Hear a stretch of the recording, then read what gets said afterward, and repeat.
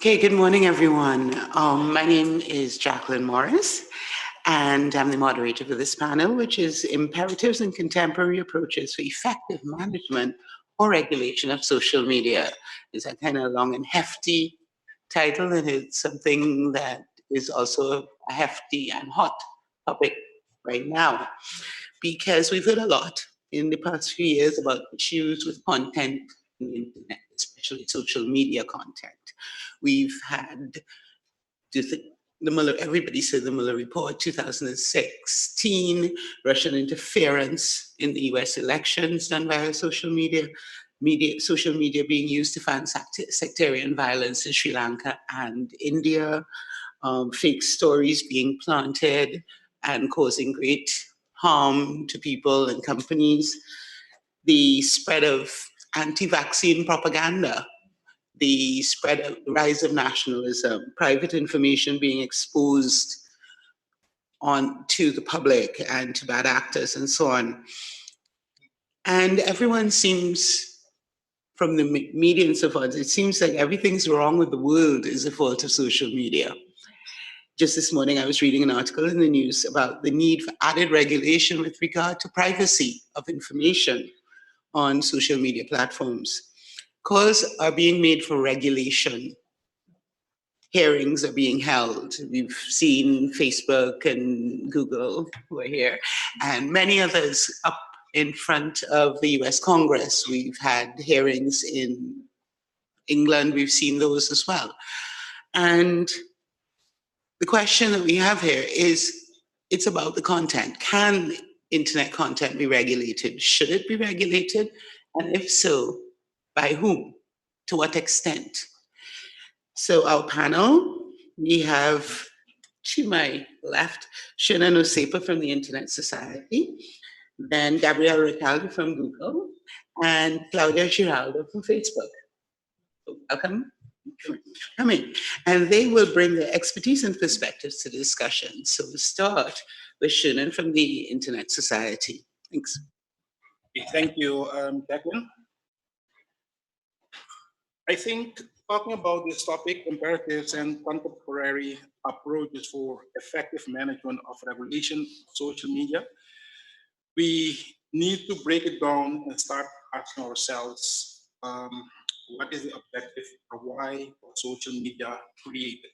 If you just take a look at, let's say, the definition of social media, we can say that we are focusing on, let's say, websites and applications that in one way or the other enable users to create and share content or to participate in social networking. So I think it's very important that we don't penalize, let's say, social media, but to focus on, let's say, the behavior of those who are using, let's say, social media, or with respect to what they're doing on social media. It's the same if you compare it with a knife, for example. A knife is just a neutral thing. It can be used for good or it can be used for bad. So I think that's a point of departure that we should use when talking about social media. But okay, that was more or less the theoretical part. So let's go now to reality. And we can see that social media regulation is everywhere these days. There are discussions everywhere regarding social media, and not only, let's say, on the lowest level of community, but let's say on the highest level, especially ministers and other global leaders are focusing on this topic. For example, the G7 interior ministers, they just had a declaration in which they are, let me see how to say it. They call for companies to add upload filtering infrastructure to prevent terrorist content. So this is something going on right now with the, let's say, G7 interior ministers. If we take a look at Europe, for example, same thing going on. We see that the European Parliament passed a copyright directive that will require, let's say, platforms to use upload filters to filter out copyrighted content. So that's the European, what we're seeing is taking place in Europe. So, and another very important detail based on what happened in New Zealand a couple of weeks ago, we are seeing also that the New Zealand government is pushing hard for regulation of social media. So it's something that we cannot avoid, because we will continue to see, especially government and other policymakers, focusing on this topic. And not to forget, let's say, all the fake news going on, of which mostly politicians are a victim of. So, of course, given that they are most of the time victims of these fake news things, they will be focusing or trying to find a way how they can address those challenges. So again, we see governments and other policymakers are pushing hard with respect to how to regulate social media. If I take a look, for example, at Internet Society's position, we believe everything that we do, we are focusing on an open, globally connected, trustworthy, and secure internet for everyone. So what we're trying to do, especially when it comes to, let's say policy discussions, we are trying to see what are the implications for the internet that we are using nowadays. And if you look at the structure of the internet, it has a so-called, let's say, invariants. So these are principles that don't change, and they have, let's say, passed the test of time. So they are principles. Maybe you can have a detail slightly that can change, but the principle will remain. And I will just mention a few of them. For example, global reach and integrity. If you look how the internet functions, it's based on end-to-end connectivity. So we don't want people to be, I'm sure if that's the right word, messing around in between. It should remain end-to-end connectivity. If you look at the general purpose, the internet is capable of supporting all kind of services. So that's the second, let's say, invariant that we're focusing on. A third one would be it supports innovation without requiring permission. Just imagine back then, Facebook, yes, I have that here on the table. Mark Zuckerberg had to ask permission. I have this Facebook thing. What do you guys regulators think? So if you look at the model of the internet, it supports innovation without asking any permission. So any one of us can do and innovate if you would like to do that. It's accessible. So another very important part is you can get onto it. So you don't need to, again, ask people permission to get the internet. You can help building it. So these are another, what we call invariant. Another one is based on interoperability and mutual agreement. Internet is all about internet working. So you need to have, let's say, standards that understand what others are doing in order for us to keep all these networks up and running. And another one invariant is collaboration. The internet is what it is nowadays based on collaboration. And we are also seeing this whole collaboration spirit going on within, let's say, internet pioneers and others as well nowadays. And I think the last one would be the technology itself. We are seeing reusable building blocks.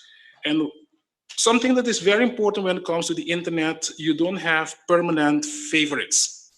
Something that maybe a few years would work, nowadays would not be applicable. If I ask, for example, whom of you still remember Alta Vista? I mean, it's gone. And we have here our friends here now replacing them, So I'm not saying that someone else will replace you in the future, but just, you never know, okay? But this is the way how the internet functions. So it has some invariants. These are key principles that we need to defend in one way or the other. We are not defending technology, but we are defending, let's say, the building blocks that can help us move on and to have a much better internet. So I think maybe later on I give a bit more details, but from what we are doing at Internet Society, whenever there is a discussion going on, we are looking, okay, what would be the implications of those discussions with respect to the, especially to those invariants that I did mention. Okay, thank you very much. Sorry. Yeah. Thank you very much, Shernon. That summary of the underlying principles of the internet and the ones that we must keep secret and inviolate was very interesting. Now we move on to Gabriel. Again, I would like to take a slightly different approach from the one that is suggested in the title of the panel, because I think that maybe like focusing on social media could lead us to a very limited vision of the issues that are at stake when speaking about the challenges of the internet nowadays. So I will speak instead of internet intermediaries, understanding them as those who facilitate the access and use of the internet by users, and as a medium through which users can create and access to content. And in this regard, social media is only one of the many intermediaries that exist today. So we have search engines, we have blogs, we have hosting providers, we have ISPs, e-commerce platforms, payment platforms, and many, many more. Those are the ones that enable users to generate and access content online. And I think it's important to make this remark to have a holistic approach of the issues, right? As even though each type of intermediary has a different role and function, we need to pay attention, and we need to keep this distinction in mind to pay attention to the impact that one regulation that is aimed at one intermediary could have on the broader ecosystem, right, and the rest of the players. So one of the commonalities that all internet intermediaries have in common is that they have provided unparalleled access to culture, to content, to news, entertainment, educational materials, and information in general, right?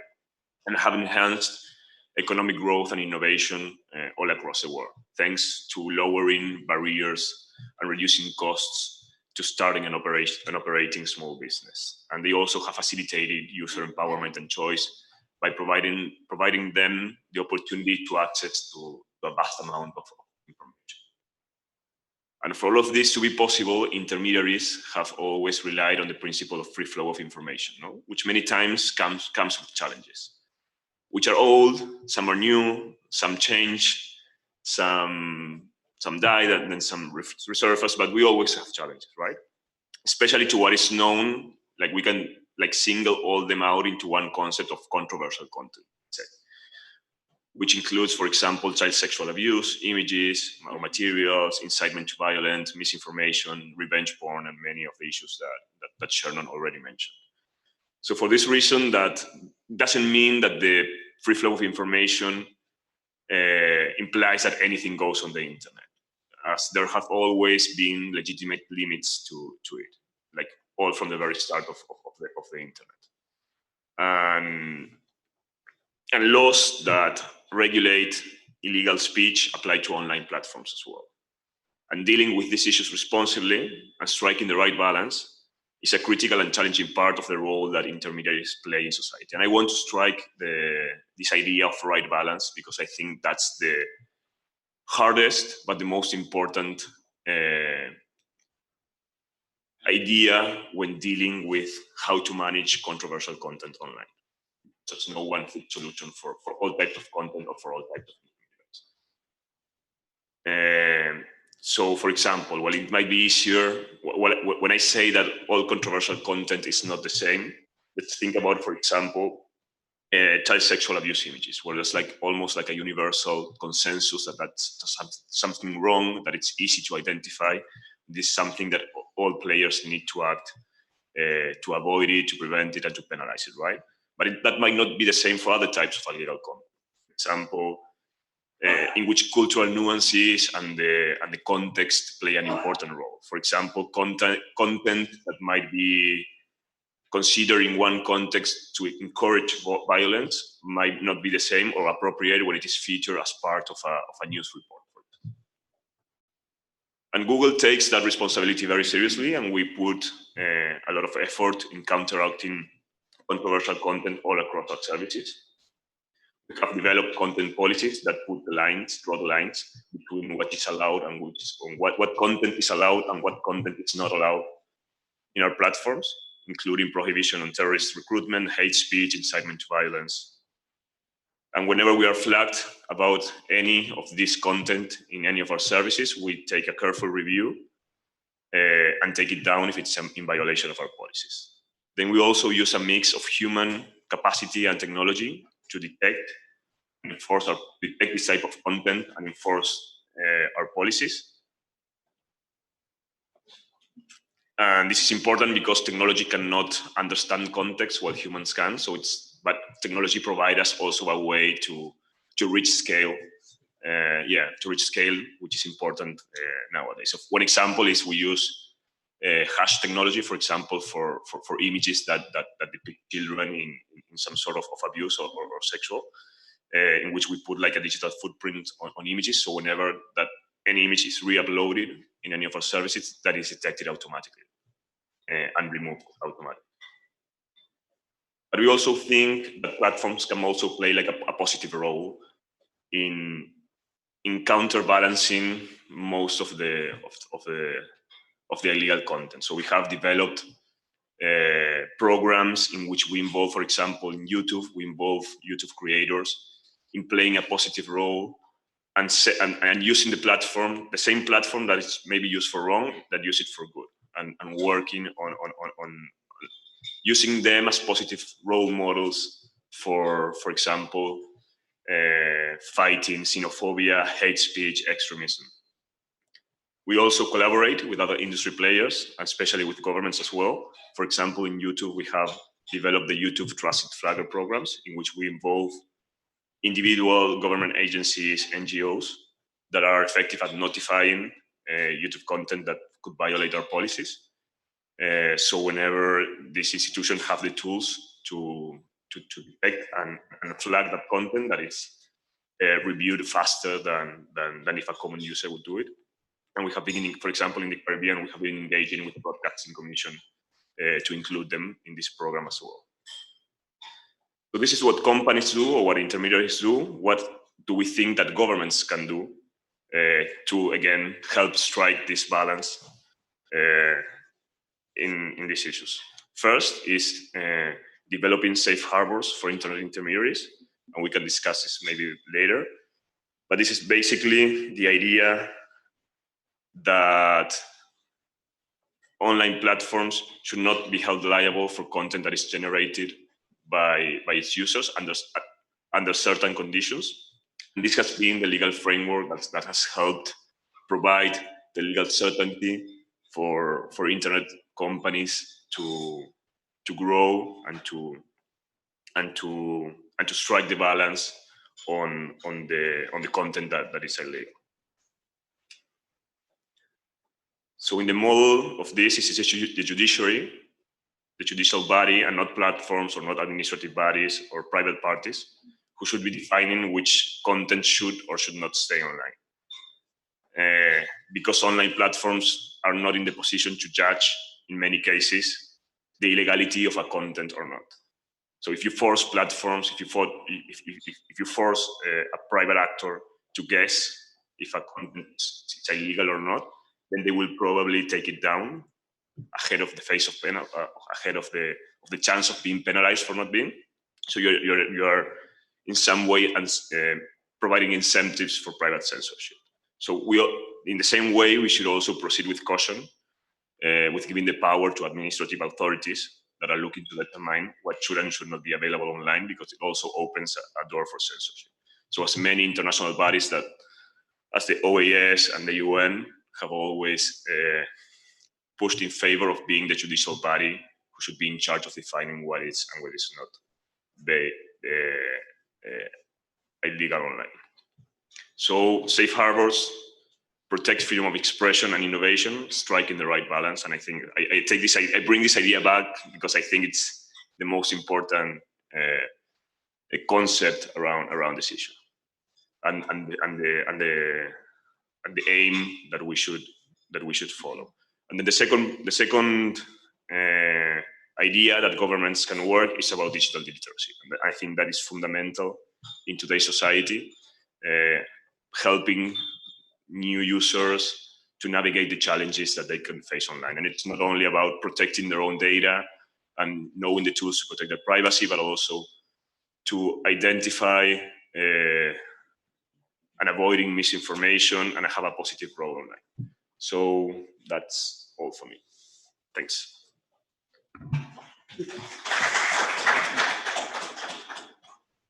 Thank you very much. And now we go on to Claudia. Thank you. My co-panelists have been so articulate that I'll try my best not to repeat many of the things they've said so far. I couldn't agree more with the fact that this is not a debate exclusively about social media, but that the issues that we discussed here affect the internet as a whole.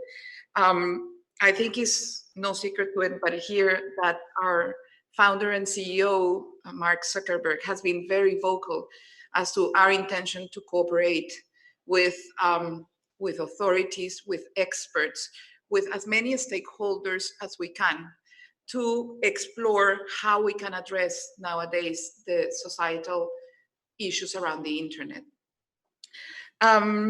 And also to determine, how and where regulation can actually help.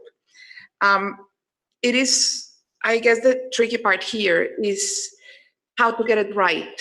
And in order to get it right, he phrased it in a very nice way. And it was that we can take this as an opportunity to learn from each other and to collaborate, to make sure that we work together and determine amongst all of us what we think smart regulation might look like. Because at the end of the day, it is, as Gabriel very well said it, it is about a balance, right? It's trying to balancing the different rights, openness versus privacy, freedom of expression versus security, and trying to preserve the best of the internet while at the same time protecting people from harm.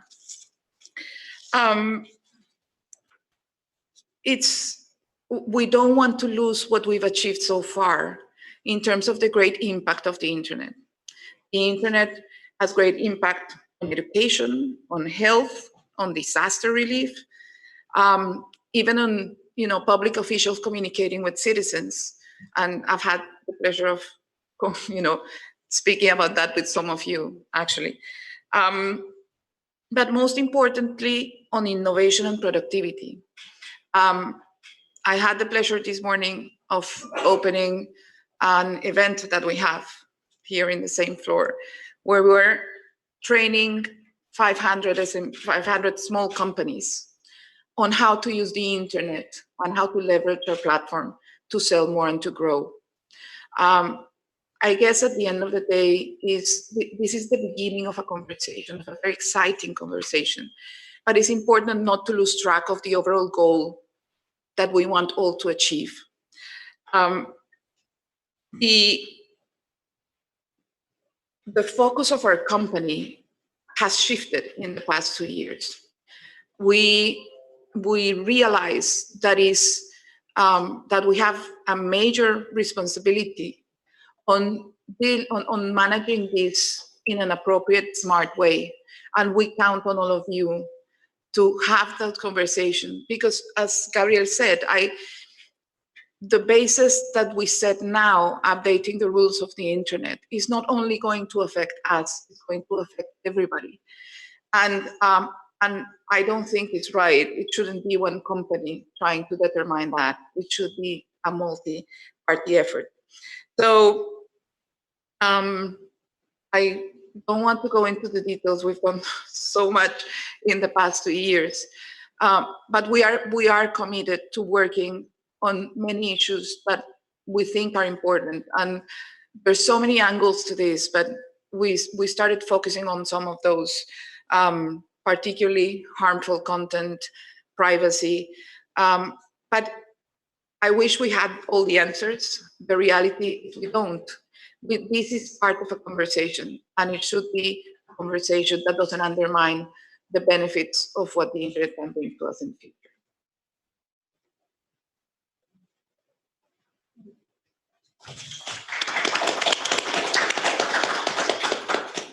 Thank you, Claudia. Now, one of the questions that came up, when you are developing your standards, your community standards, the regulations to say, okay, this is content that is that needs to come down. How do you manage to do that on a global scale when we have so many different cultures? So, for example, in a Muslim country, a woman in a swimsuit, and that means basically your Sports Illustrated is not content that would be able to go in that area. What do you do to manage that and make that work for the globe? Yeah, it's a very complex task, to put it lightly. As you well say, when you gather 2 billion people, what is highly offensive in the Middle East is extremely conservative and could even be considered as censorship in Finland, right? So at the end of the day, what you want is to get the principles as right as you can. And that is not a task that we do on our own. So on a continuous basis, we speak to experts around the world to help us determine which should be those guidelines that we should follow. And then we do a combination, a little bit of what Gabriel was explaining for Google. We do a combination of, we're a technology company, using technology, but also using human beings. Why? Because, and a very clear example of this could be in Unity, for example, right? We can train the machines to learn and spot nudity. However, their borderline content, that is not necessarily nudity, that is just suggestive, or is a piece of art as opposed to a vulgar display of. So there are many nuances, and because there are many nuances, we have human beings that moderate as well. So we have increased the amount of people that we have around the world. We have around 30,000 people in 10 different offices, 6 cities around the world, who are constantly looking at content for those cases that are not black and white, right? And trying to enforce the rules that we have set for our platform, which are the community standards. Having said that, it shouldn't be left just to us to determine what's acceptable or not acceptable. And that's why it's very important to start this conversation to see how we can evolve in that aspect, and at the same time we can help ourselves accountable on that. But it is actually just an anecdote. Last year there was a meeting in Brussels, right, around privacy, and we brought an exercise where we took just 5 of the cases that we had in the platform of content that could be considered harmful. And we sat experts from around the world in small groups to determine if the content should be removed or not. And it was very interesting to see how it became a very long conversation. Many of them weren't quite, right. They didn't know if they should remove it or not. And the reality is, we have sometimes seconds to take that decision, right? Facebook takes down 2 million posts per day. So, there are certain guidelines that I think we should build together, and I think that would be very healthy for the future of the internet. I mean, yes, I agree with Claudia. It's like, I think it's one of the most challenging tasks for global internet companies like us, right? So for Google, we need to distinguish between 2 types of services. So once you have Google Search, which is not like a content hosting platforms, but more of an index and a map of what the internet is like. So our approach there is to always link to as much information as possible. Doesn't mean that because it's what exists there, right? What's accessible for users. It doesn't mean that we also comply with some general guidelines on compliance of law of what content could or can or cannot be available at the internet. For example, copyright, child sexual abuse, and many others. Then we also design our services to be served locally in many countries. So we have local versions of YouTube, local versions of Google Search. And in those cases, we always have processes for complying with local laws in terms of what is accessible or no. So we have forms available for legal authorities to request the takedown of content that is in violation of a specific law. For example, in Germany or in France, there's a prohibition of Nazi content, right? So we make sure that we comply with. So that's another way of dealing with these cultural differences in different countries. Yes, I think this is exactly what we are trying to, let's say, to avoid, because initially, remember when I started my whole discussion, I did mention, let's say, the ministers, G7 ministers. We didn't focus much on it, but what is said basically was more, they would like to focus a lot on filtering. So their focus has been on filtering. And this is a challenge, especially for, let's say, for these kinds of organizations, because of course they have a lot of funds. At least that's what we believe. But even these big organizations, they don't have, let's say, enough people to be working, let's say, 24 hours a day, try to solve all these content filters, challenges. So you need a lot of artificial, let's say, intelligence and all kinds of technology trying to filter, let's say, illegal or whatever content. And at the end of the day, what we have seen, some of these, let's say, search engines, they have filtered, let's say, legitimate content. Because while maybe you just see a word, for example, bomb or something like that, but it doesn't have any connotation with terrorists trying to get information how to build a bomb. Maybe it's just something else, referring to completely something else. But this filter, when it sees that particular word, it will just filter it out. And maybe it was a legitimate, let's say, content on the internet. So this is one of the challenges that we're facing. And what we are focusing at the Internet Society, as I did mention, is more the integrity of the internet. And we are reaching out to especially government and other policymakers, trying to educate them in order for them to take sound decisions. One of the things that you mentioned was, well, Claudia, that you were using people from different parts of the world. How big is diversity with regard to actually having making good decisions about what content to remove? Because it's not just about laws. Obviously, it's about social terms and mores and so forth. So I do recall there was a time when there was some issue going on in Sri Lanka, and Facebook made a great effort to try and get people native to that area. But how do we manage to develop that sort of resource in those areas so that they are there for you to be able to hire them? Diversity is crucial to get this right. And the reason why it's crucial is because, again, there are many nuances. Sometimes even slang that is used in a particular country, that if you're not familiar with that, you wouldn't even know that that's derogatory, for example, right? So, so we've done a great effort, and that's why we have these offices in different places to get people who speak different languages, who can hopefully spot those nuances. But also we have done a great effort in improving the product itself. so that people can report in an easier way when they think a content should not be there.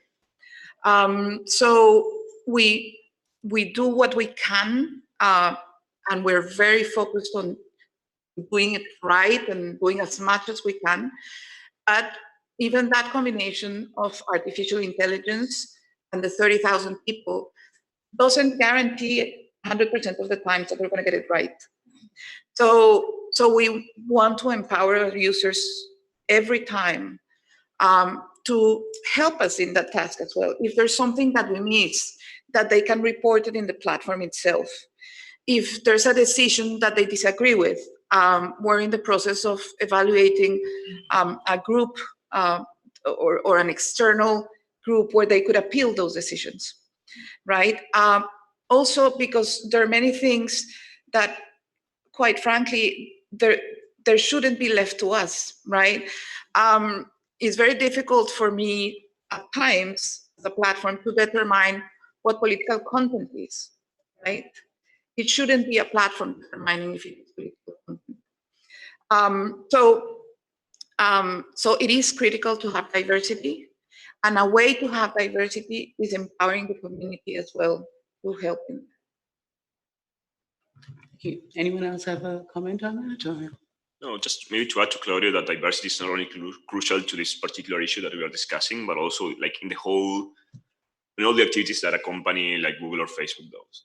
So it's like in terms of like product development, like management, like business, Google puts a lot of effort in making sure that all voices are heard and all minorities are represented.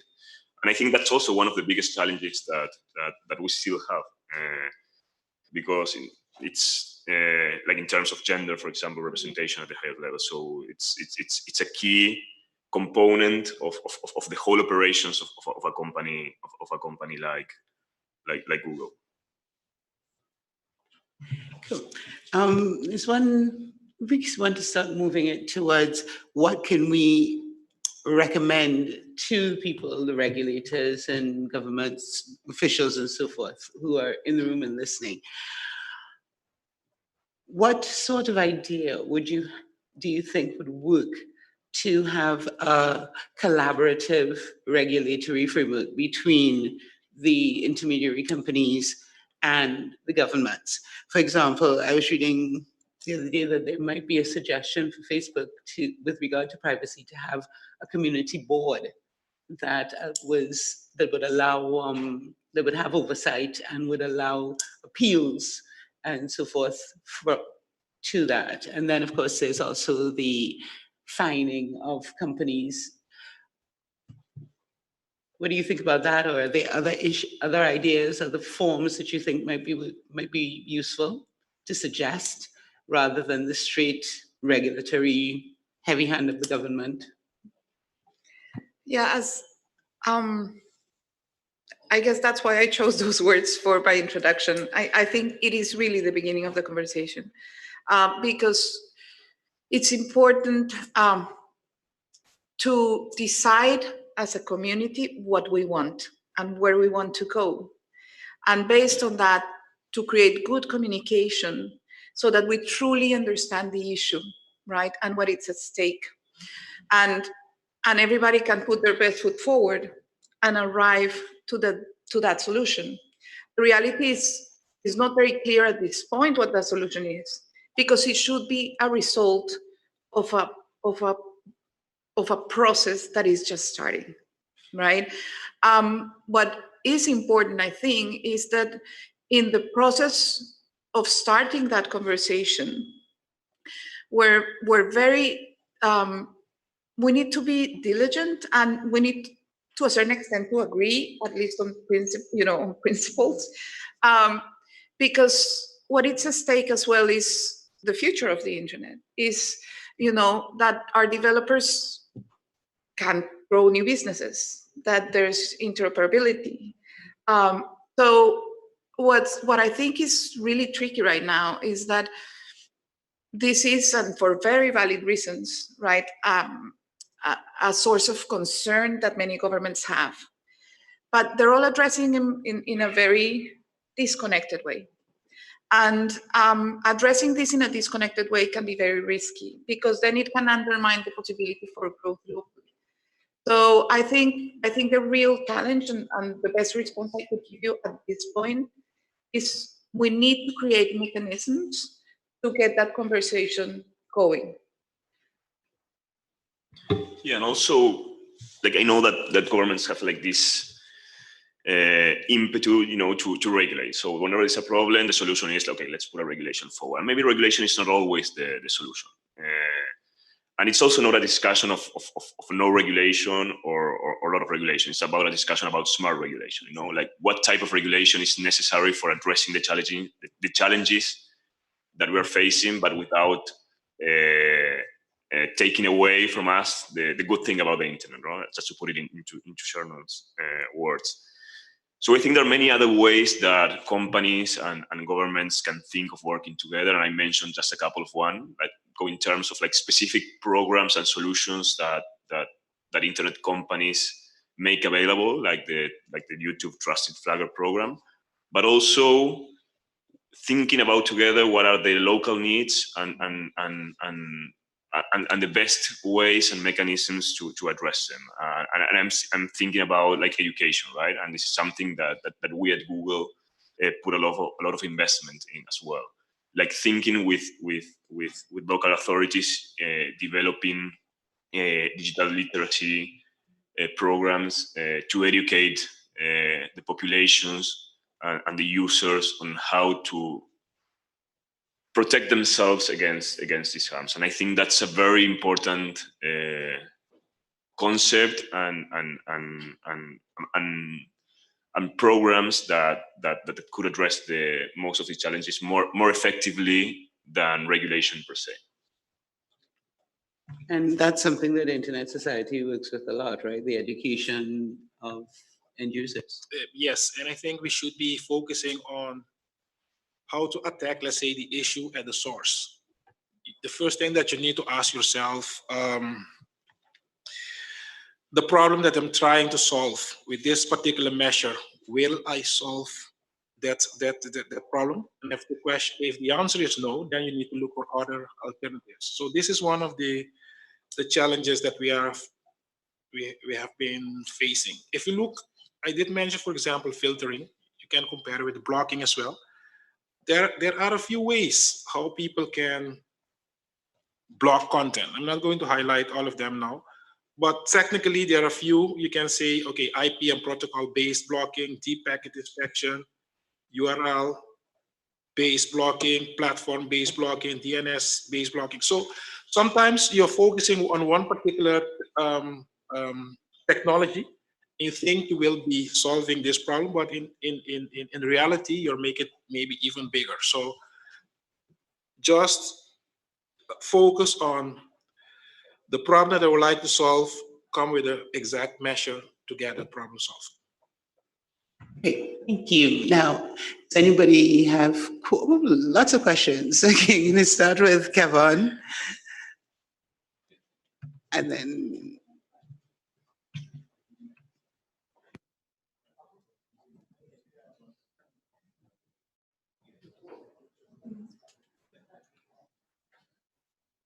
thank you very much, Jacqueline. Thank you to the panelists for that very wonderful, intriguing dialogue. I wanted to piggyback on that last round of interventions and challenge the panel and even the audience here to change the narrative somewhat.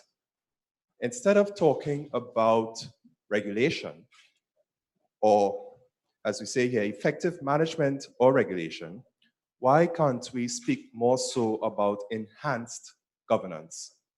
And I'm saying enhanced governance because these are just my reflections and observations of us here in the Caribbean region.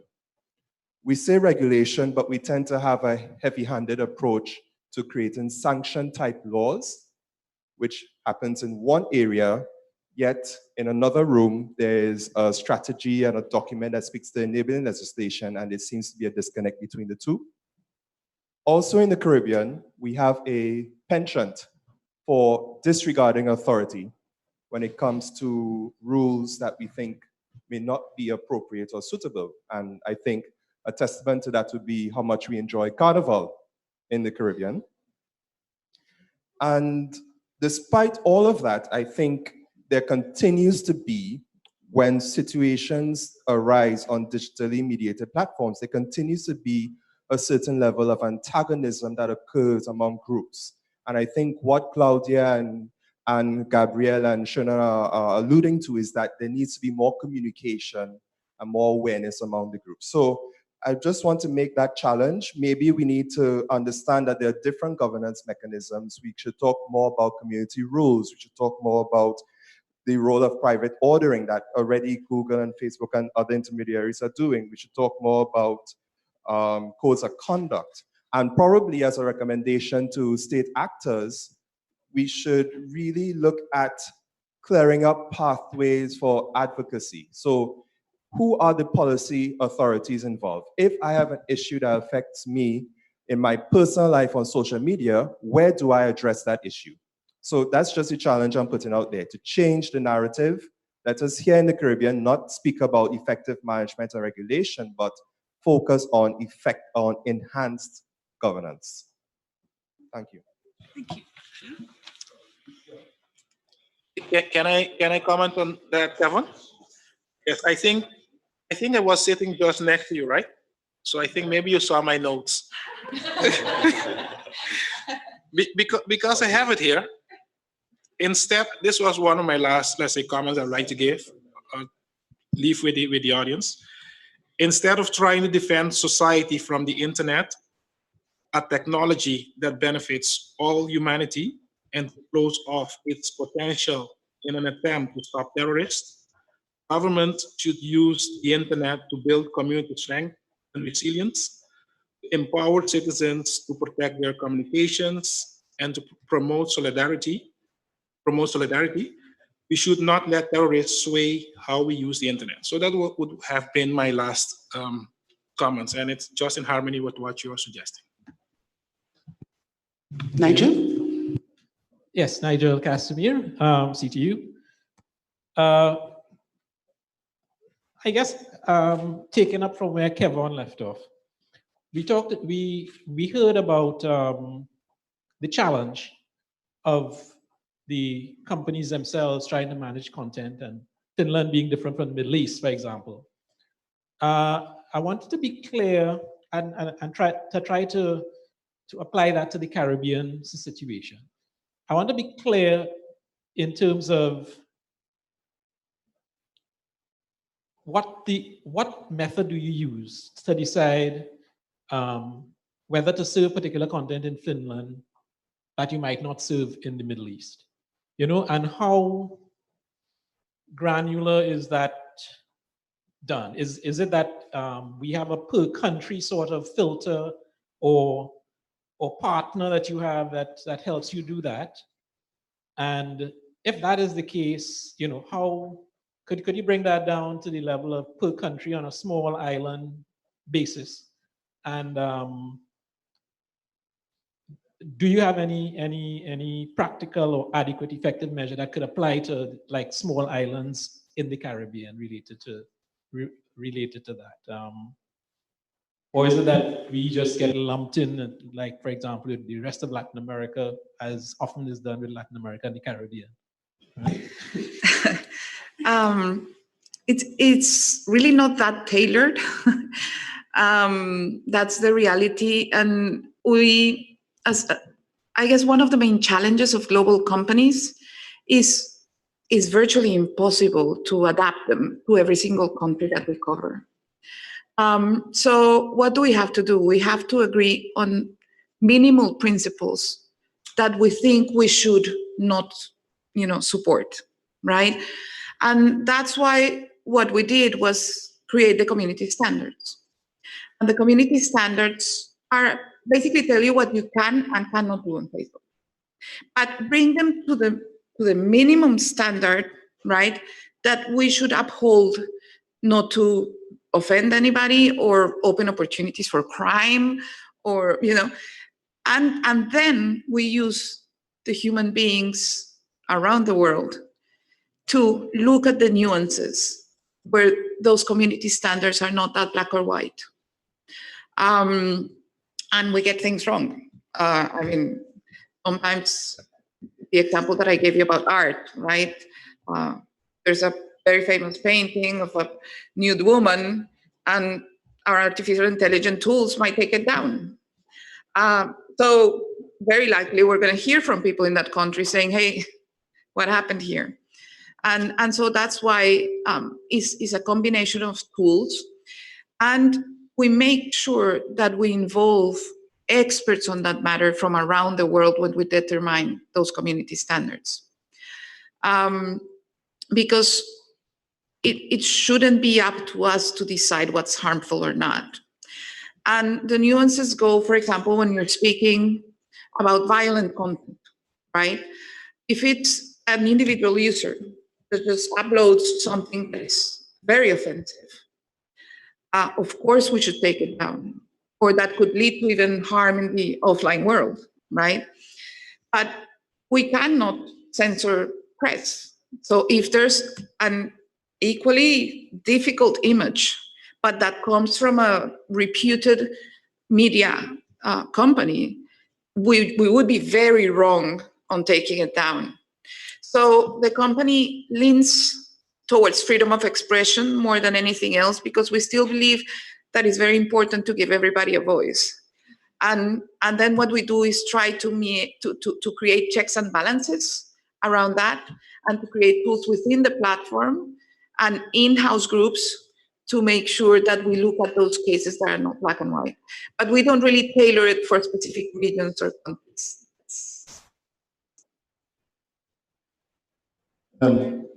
Carlton Samuels. So I may be the outlier in the room. I worry about a few things.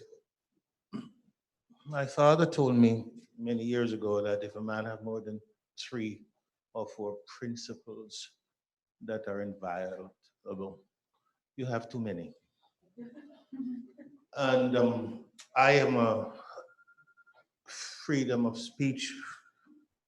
I worry about anybody interfering in my right to read what I wish to read. I worry about having access to information. Sometimes I don't know what I don't know unless I see it. And to the extent that someone else would deny me the right to see it bothers me. So while I subscribe to this idea of minimal set of principles that we can work with, because I want to reserve the right to be offended. I really believe that that right belongs to me. And I would not wish to cede that right to any man, to any group. And that's the thing that bothers me about the stock. Kevin says that we like have punitive laws in the Caribbean.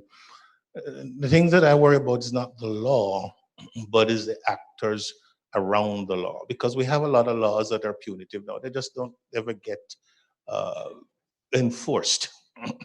I mean, for example, one I know very well is regulations around the region. You have lots of regulations with very punitive penalties. Well, we just don't have an enforcement mechanism around it. And everybody's happy with that. I mean, usually. So my take on all of this is that at the top end, I would wish not to have a set of laws on the books that somebody coming down the road afterwards have access to and then begins to exploit. And in my view, irritate my right to be offended. It's very important to me that I remain an individual with the right to be offended. Thank you. Thank you. Thank you, Carlton, for your intervention. I couldn't agree more. And maybe to explain a little better what we're referring to, is we're referring to things that to a certain extent are black and white to be wrong, right? We're not going to leave child exploitation images online, not because they could be offensive, but because they have all sorts of connotations.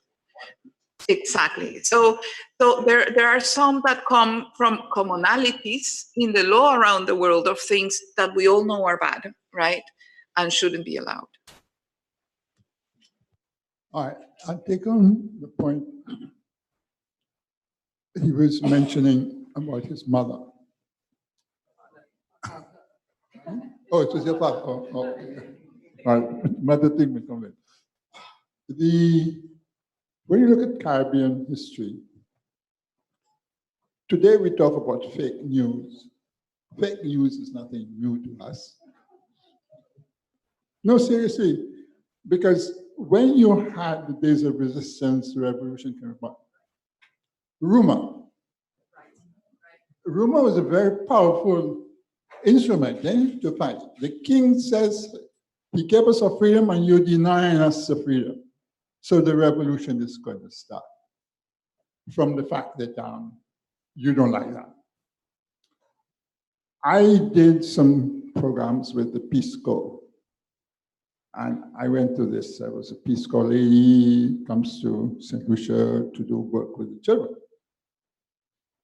And she said, I said that the St. Lucians don't like people to tell them what to do. Because we have this kind of ingrained resistance to authority. So the lady said, Mr. Williams, what you said was true. I was doing a session with the children, and this little 5-year-old girl comes to me and says, who are you to tell me what to do? So the point is this kind of resistance to authority, whether you make it high grade or low grade. So West Indians do not like people telling them what to do. So whether you have it authority or you make it soft and easy and so, there's this thing in our psyche or whatever it is that's going to give you a hard time, whatever strategy you want to take. Just a word of caution. Okay, good morning. My name is Ria Yaching, and right now representing the Covella Foundation. So my question to the panel is the following. When we look at the scenario, let's build this up, we're appealing right now to the entire population. And let's bring this down to a human level, as you've been trying to pitch. Many of our regulations and so on go sort of B to B, G to B, and so on, trying to have a push mechanism towards our citizenry. This is a unique situation where we actually have to empower people, empower humans, and by extension, bubble that up to at a governmental level or at a business level to help set the frameworks to support it in an entire ecosystem. But there are tools.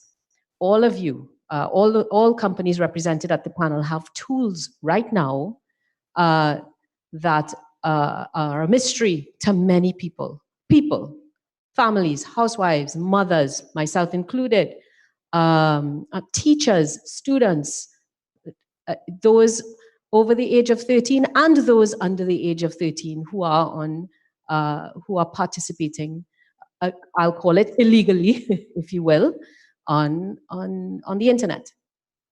How do we do a better job to begin at the awareness stage? So I do want to extend what Kevin was saying. What tools do you have at your disposal that we can avail ourselves of in the Caribbean? And how do we deepen our partnerships with you to be able to have a more fluid relationship to help support the incubation and spreading of those tools and understanding of the tools available to help in this fight against the negativity, and then protect and incubate the positive aspects that we so want to protect. So the tools that you have in the Caribbean are the same tools that all the people that use Google have worldwide, in terms of like flagging content, for example, on YouTube, but also, for example, for protecting your own data and accessing your own data in all across Google products. in case you're a Google account user.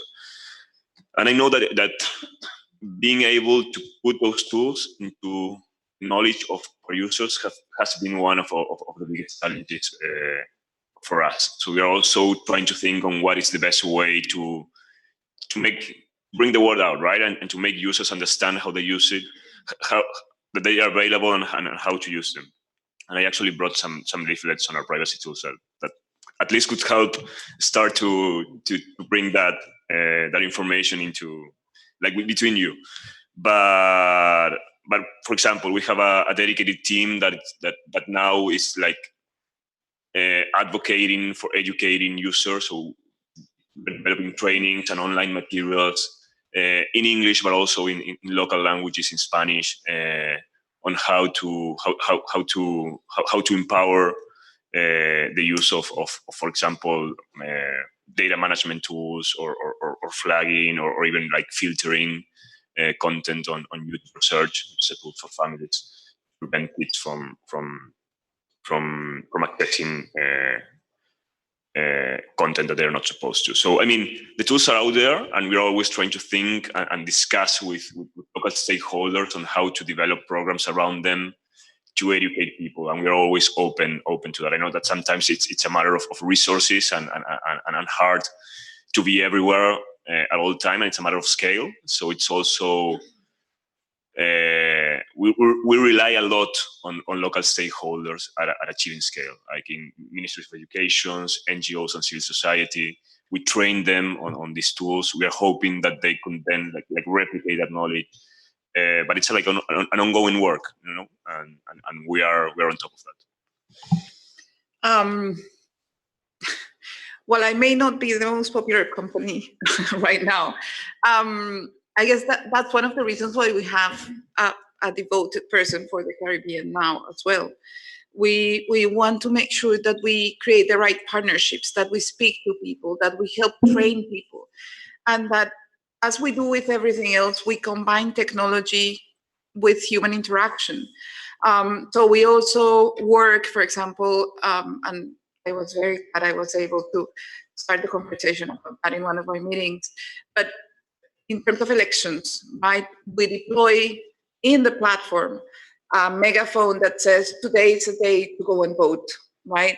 And then there can be an information button where people, once they click, it redirects to the authority in that country who has the true information or where to go, you know, what they need to do to participate.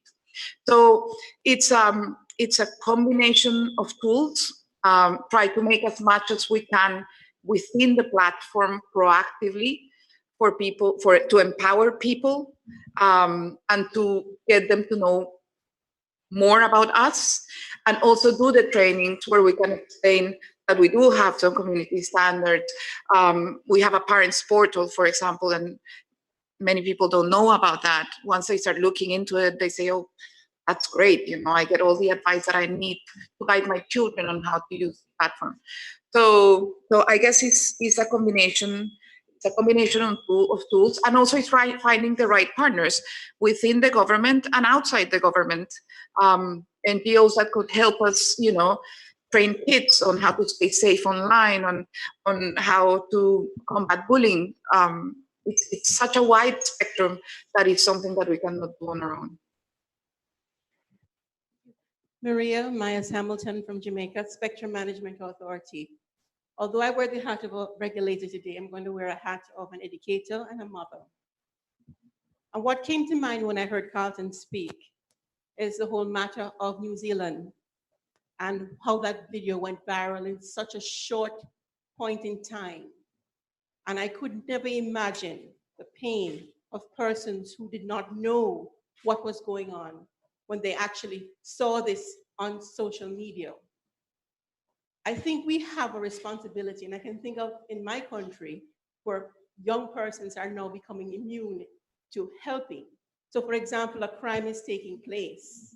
A person would take out their phone and actually video it and stream it, rather than taking up their handbag, or I said, take off his shoe and slap the individual. Now, as a Caribbean people, we were engaging, we're loving, and all our children are our children. Social media is not intended to be a bad thing because the sharing of knowledge is critical for development. But I truly believe that we need to put regulations in place that will stop this type of behavior. Because as we know, we have to form behavior, and it's a social creature. We are the result of our experiences, our values, and our attitudes. So we now can't blame the technology. It's like I have a car. I could choose to drive that car into a crowd and kill somebody, yes, but I choose to drive on the road and maybe stop and pick up somebody who needs a lift. So it's not about the technology, but coining the behavior to make us more responsible. And that's my point I'd like to make today. I think we had one over. Yeah, I've been listening to the conversations over the past few days, and especially when it comes to regulation, I wonder whether we're not losing a little bit of the plot, in the sense that we seem to not be acknowledging the existence of governments, the role of governments, their responsibilities, their mandates. I understand your situation, brother, about wanting to make sure that you have all the options in terms of information. But when you look at what is happening with the need for regulation, it isn't always about some government attempting to censor you. It's a government actually pursuing its mandates, its responsibility to protect the society. Regulation is no doubt uncomfortable for the operators and for the intermediary firms and so on. There's a certain amount of discomfort that we must be prepared to endure in order to make sure that we can apply certain kinds of social rules. The very interesting thing I've seen around the world is that, I've worked for several governments, and I know what government objectives, the problems that government face in trying to achieve their objectives and how to do it. Sometimes governments themselves don't want regulations necessarily to be the way to go, because regulations by their nature tend to be specific, and life isn't. Life varies, situations develop all the time, and you will put a regulation in place and it will not fit when a new situation develops. Governments themselves have learned that, right? But there are situations in which you need regulations. Very interestingly, when you look at places like China, where the censorship is in fact either it's political in China, it's ideological or religious in the Middle East, for example, we don't seem to know how to deal with that. What we're dealing with here is not that. We don't have a whole lot of censorship that is ideology-based. We don't have a lot of censorship that is religion-based. We don't have a lot of censorship that is political-based. There are places in the world where that is happening, and we don't seem to know how to deal with that. We are just letting it happen. But in our environments, we're pretty good, actually. And we do have to have regulations to deal with some of those situations, as my friend here said.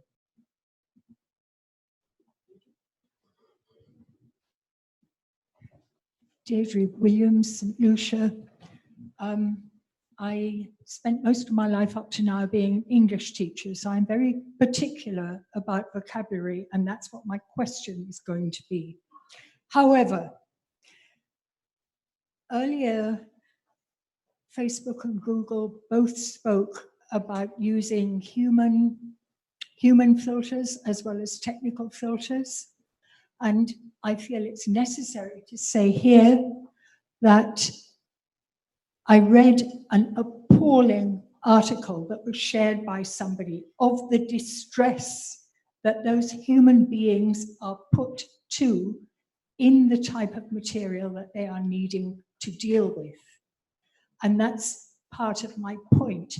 Human beings are human, they are not tools. Sometimes I think we forget that. I was in an online meeting this morning that was talking about the human-centric nature of the internet, and that is the main principle we need to maintain, that it must be human-centric. You will find online from December 2003 a civil society declaration to the ITU about what we the people would like the internet to look at. And if you haven't read it, it's worth reading. So back to my question. You've used two terms. One of them is intermediary and the other one is community. If you are an intermediary, you are not a community. So which are you? I think the difference between both concepts is that intermediaries are the platforms who allow users to create and access content. That was the definition of intermediary as the player who provides a medium through which users can connect, through which users can access content online. The idea of community, it's the users who use these platforms to create content, and in both cases, I think, well, in YouTube, which is one of the services that Google provides, is that we rely on those communities to identify and detect content and flag content that might be in violation of our policies. I think that's the main difference of both concepts.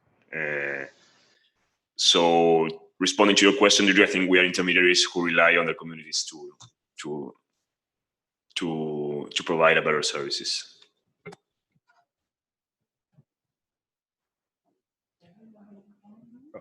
I maybe it's because of the hats I wear, but sometimes when I hear regulation, a chill goes up my spine. And I worry because certainly in the Caribbean, our participation in internet governance and also in the internet space is still in emerging phases. And while I understand that there's some things that need to be done, as Carlton said, when you look at some of the existing legislation, it's not only punitive, it's harsh. And and I'm not sure, as we go down this road, I think we need to look at all things. And we have to have that balance and common sense to make sure that, one, we have to satisfy the requirement that we in the region participate a lot further and a lot more in the internet space, and make sure that the regulation, if it needs to be done, is sensible and takes that into consideration.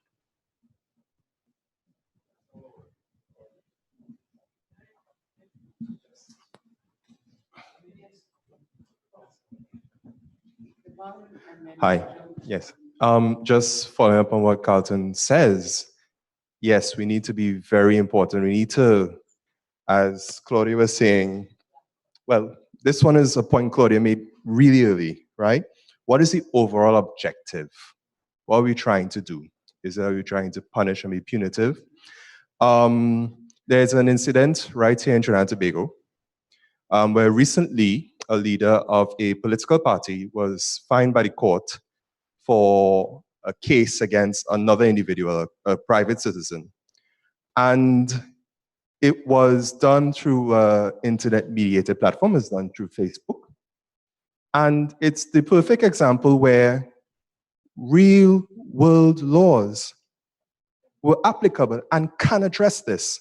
Where there was a difference or an adjustment was in the actual sanction. The weight of the fine had to take into consideration the repercussions of having that type of activity on Facebook. But real world laws are there and they exist.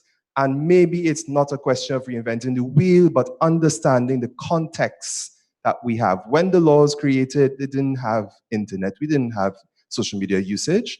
So there needs to be that measured approach as to how we do this, because quite often we say regulate, we put social media in that bracket, and we lock off ourselves from potential to be innovative, to be productive, because we haven't understood the objective of what we're trying to do.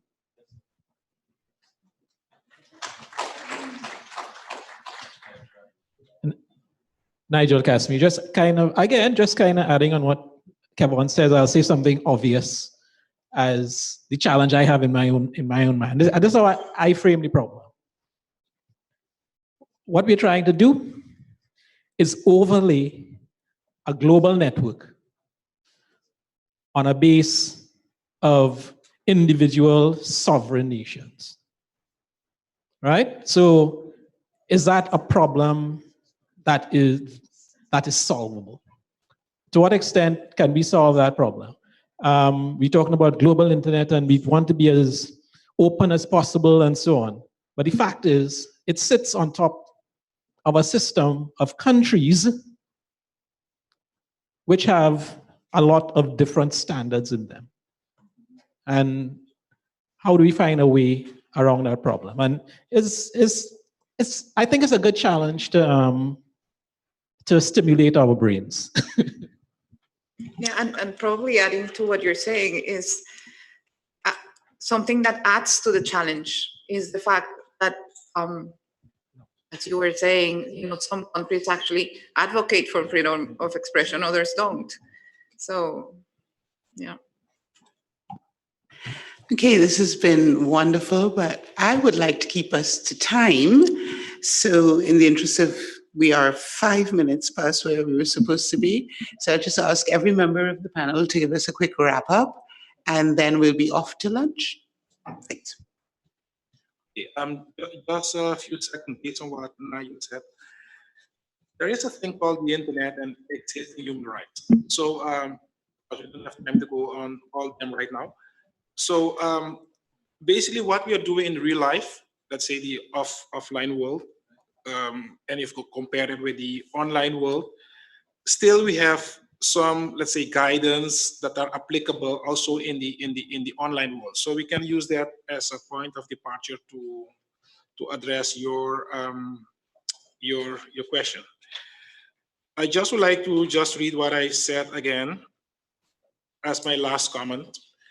Instead of, because we have been focusing a bit on governments, instead of trying to defend society from the internet, a technology that benefits all humanity and to close off its potential in an attempt to stop terrorists, governments should use the internet to build community strength and resilience, to empower citizens to protect their communications and to promote solidarity. That's exactly what a friend from Jamaica said a while ago. We should not let terrorists sway how we use the internet. I would only, just to reinforce the message, that this is not a discussion about not regulating versus regulating, but it's a discussion of putting forward smart regulation, you know, regulation that strikes the right balance between addressing the challenges and the harms that exist there, but without hampering freedom of expression or innovation, which are two great things that the internet has brought to us. So striking the right balance would be a summary of all my intervention. I'm probably going to repeat something that that our founder and CEO said during our earnings call, and is, if we're going to invent the internet today, would you want just big companies like us defining what should be done? And the answer is no. No, we shouldn't be. Having said that, we accept the responsibility and the fiduciary duty we have with our users. And that's why we're open to the conversation. And going back to my opening statement, it is the beginning of the conversation. How do we update those rules in a way that we do not suppress freedom of expression, that we do not undermine innovation and productivity?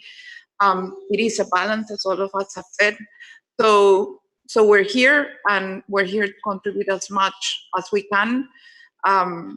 So feel free to reach out to us whenever you're thinking of new projects, and we'll be glad to contribute as much as we can. Thank you very much to everyone.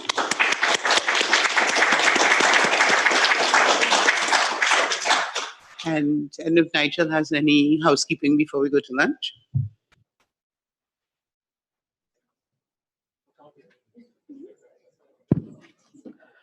Yeah, just that lunch is next door, right here in the Sapphire Room.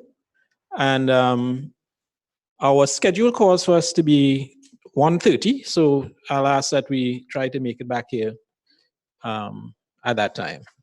Thank you.